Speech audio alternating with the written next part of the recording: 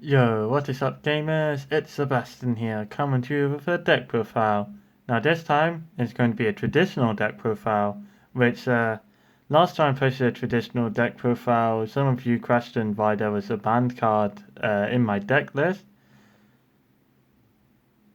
Yeah, just gonna let you think about that one for a second. The traditional is a format where every banned card is at one. I thought that was obvious. Apparently I had to explain that. But anyways, let's get on with the deck profile. This is Orcust, and I went undefeated in Swiss in Farfa's traditional tournament with it. And then I lost in top 16 to the person I was testing with, so it was like we were playing a similar list. And I just got outskilled in the mirror match by Matsi. But anyways, let's get on with the starters. Now, I say starters because I split this list into three halves, and we're going to start with the starters because it's like the easiest way for me to build this deck and for me to visualize it. So let's start off with Gersu, the Orcust Mech Knight. I played three of this because, Harp can summon it, and that's broken, and it's a one card mermaid. Like, this list wanted a bunch of, like, one card mermaids, and then I was playing a bunch of hand traps as well. So I played Gersu, and I played one scrap recycler, only one. Um, it used to be Armageddon Night, and then I had a situation where I was like, "Oh, last real summon Armageddon Night," or like, I had to like last real summon Armageddon Night, and I was like, "Oh, I've already used my normal. If only I could get two Halcry bats from this." And then I realized this can send Jet Sync from, which is broken. So Scrap Recycler is nice. And then probably the best starter in the deck, Gofu. When you summon it, you make two tokens. That's why I have like three tokens because you need a lot of tokens in this. Um, it doesn't take up your normal, and if Halki gets hand trapped, you have to token to make Mermaid already. And if you get Nibiru, you can just normal summon. Like this lets you play through pretty much anything. And then I play Steam the Cloak. It gives you a bunch of tokens like go through, except this does use your normal, but it's like it's still really insane. This card's broken, this card's broken. Like there's a reason why these cards are banned. And then talking of one card, Hyper Firebats, Glow Up Bulb, and Jet Synchron. These are both really nice. This always milled my Babel, so I hate this card. But like obviously it's really nice. It's nice to send off like Foolish Burial, and it's one card Hauki and Mermaid. This is one card Hauki and Mermaid, except you need to discard. But sometimes that's nice. Sometimes you can like discard a harp or whatever, and then hand traps literally don't matter.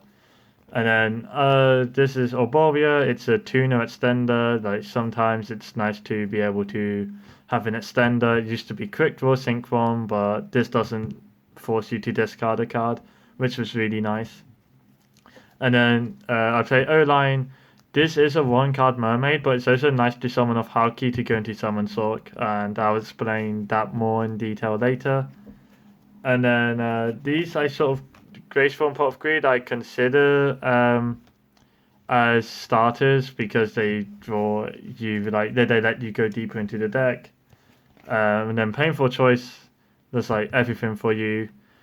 Painful choice. Like you normally always you want to be picking Jet Synchron, Glow Up Bulb, Harp Horror, Steam the Cloak, and then whatever card like you want in hand or don't care about. And if they are playing like optimally, they'll probably give you the Jet Synchron, but like you still have Bulb Engrave and you still have Steam Engrave, and like you have to Harp as well, and everything's broken for you. And then Foolish Burial, like you can send Jet or Ball, whatever, it's a tuner extender. Last Will is a tuner extender as well. Or you can just like summon Scrap to go into Orcust combo, whatever. And then Emergency Teleport, it summons Ghost Ogre, so it's another tuner extender. And now onto the Orcust cards, the second half of the deck list. I play one Harp Horror because it's legal and traditional. I play one Symbol Skeleton. I didn't want to play more than one. It's quite simple. I wanted to keep the Orcust engine quite minimal so that I could fit in more starters and more hand traps. And then we play two Orcust Nightmare. because it's like kind of mermaid's really important and quite important to resolve. You kind of have to play two. Then I play Roldron and Gizmek.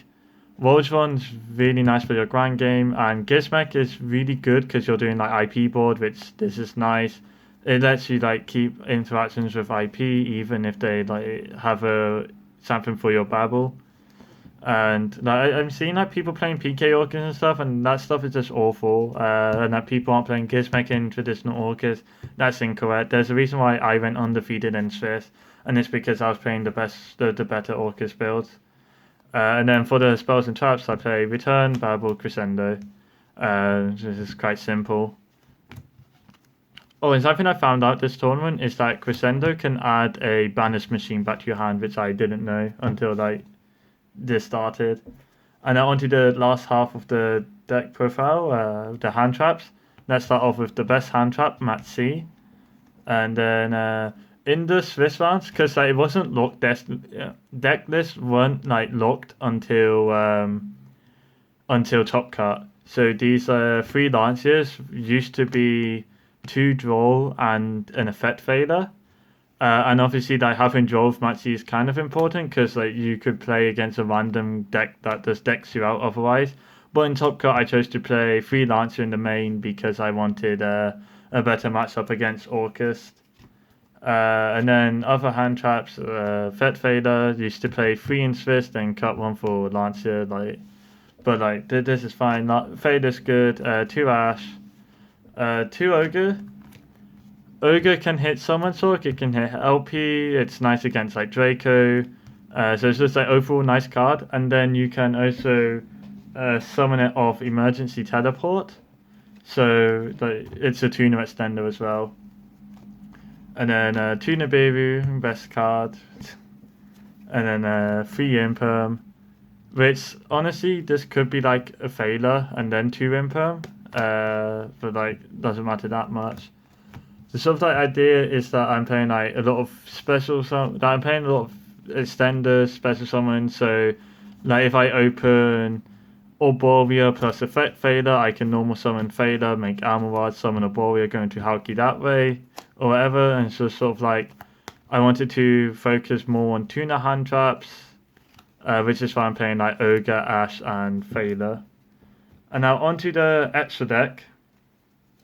I play 2 Dingirsu and then 2 Galatea. Unfortunately, you can't really fit a third Galatea in this. Like when you're playing like the Nightmare stuff and the IP stuff, your extra deck gets a bit tight. So one of the things I had to cut back on was the third Galatea. I never really missed it. Like the third Galatea didn't really come up for me ever. But it's like, yeah, it still feels bad to cut, but definitely you have to play 2 Galatea. You can't really cut on a ding because it is kind of relevant having the second ding. Like that's come up a few times. And then I also played Longursu, which came up a lot for me. Like Longursu is insane.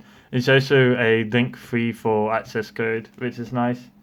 And then I play Armorward, so like any normal summon can go into Armorward, and then you can, or like Bulb or Jet or whatever. The reason why I play Armorward instead of Link Karibo. Like, I don't play Link Karibo in this because there's not the space for it. And the main reason why is sort of like to turn these into 1-card combos as well, because otherwise like these normal summon in Steam does nothing if you don't play Armorward. Like you kind of have to play the Armorward over Link Karibo. And then I played the obvious Nightmare package. No room for Cerberus, but Unicorn's really nice. Again, link free for access code. And it's just general non-destructive removal. Mermaids, obviously, and like Phoenix Mermaids, that's obvious. And then IP, and Kristen, Halka and Summon Sork. So the combo is sort of like you make Halka use Halka to summon the O-Lion, and then you link these two into Sork. O-Lion gets you the token, and then you can target the token and get Harp from your deck, and then you can make Appaloosa from there. Which, by the way, for the Link 4s, I play Access Code, Appaloosa, and Topologic Zero Ballers. This, like, you can make this after resolving your Summon Sork, and then you don't lose, and then you can So you can make this, then make mermaid, so they can't hand trap your mermaid, and they can't Nibiru you because you have this. And if they Nibiru beforehand, you just make mermaid anyways, and then Orcust combo. So like this is just really nice insurance against Nibiru. This like when you're going second, this is to go for game. This mermaid is like access code plus sting, which is 7,900 damage. So any extender is lethal. And then Silverballs is like you make it off IP and it destroys everything. Or you can IP into Unicorn, that's also really good. But Silverballs is really nice. And sometimes you can just use it to push for game. And now onto the side deck. I play one Pankratops because this card feels like a banned card, not gonna lie. It's just insane against everything. Then I play three Mystic Mine. The sort of idea is my combo works with very minimal monsters on my board. So if my opponent goes first, I can just let them combo Mystic Mine, then go for the kill. Because like access code I can get to access code with not many monsters on my field. So that means they can't hand trap me or use their monster negates. And then after I make access code, I can pop their board. Then I can like bring back Galatea, set Babel over the mine, and then just kill them at that point. Um, and then for like back row decks, I play firstly Harpy's Feather Duster, Heavy Storm, and Giant Trune. Just like back row blowout. Like even against Eldritch, this is nice because you kill them in one turn anyway, so destroying their back row doesn't matter. And then I also play 3 Twin Twisters. So overall, I have like 6 blowouts against back row decks. Because I wasn't too sure how popular Draco would be. I wasn't too sure how popular Strikers would be. For Strikers, an awful deck. If you're playing traditional, don't play Striker, trust me. And then like for going first, I sided in Forceful Sentry and Confiscation. And then I also sided in 3 Floodgates. And the idea behind this was I can like have a floodgate set on Dingirsu. Dingirsu can protect the floodgates, and if I'm just like sitting on a floodgate that they can't out, then I have the bigger beaters on the board. There's nothing they can really do. Unfortunately for me, I never saw the floodgate when I comboed. Like every time they'd have like Lancia and hand traps, or they'd just have like this random stuff, or I would just like have the occasional brick, but I would have to floodgate, so they couldn't kill me and they can't kill me. And there's like a replay where I sat on oppression and tribute summoned Nibiru, and I was attacking with like a tribute summoned Nibiru under oppression, which was kind of funny. But yeah, so that was my deck profile. I went like 11-1 because I'm a gamer. My only loss was in top 16 to the person I was testing with. So my only loss was with the person with a very similar list to mine. So sort of like I feel like this is sort of really good. Something I noticed because the deck lists weren't locked in the Swiss rounds, I was noticing people were like starting to copy what I was doing, which was like nice to see. Obviously, I'm a gamer god as proven by Orcust being the best deck. The reason why PK Orcust sucks is because imagine playing Fiendish Chain in 2020. They imagine it being 2020 with a bunch of banned cards, and you choose to play Fiendish Chain. This awful shit card, but this is awful. You need the space in your extra deck as well.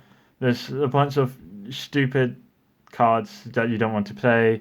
I didn't play striker cards because I wanted to play more hand traps, and sort of generally that was it. My hand trap total was like 15 hand traps. I was playing like 15 hand traps in my list, and then I had like 16 starters if I remember right. If you count the Pot of Greed and Graceful, so like sort of like 14 1-card mermaids, then Graceful and Pot of Greed, and then I had like the rest was Orcust cards. It was a clean 40-card deck list. But yeah, that'll be it for my traditional Orcust deck profile. If you enjoyed, leave a like, comment, and subscribe. And I'll see you gamers next time, which hopefully I will have to. I'm gonna do some like post the replays up later, hopefully this week, But I'll see you gamers in that video. Otherwise, some other time. Bye.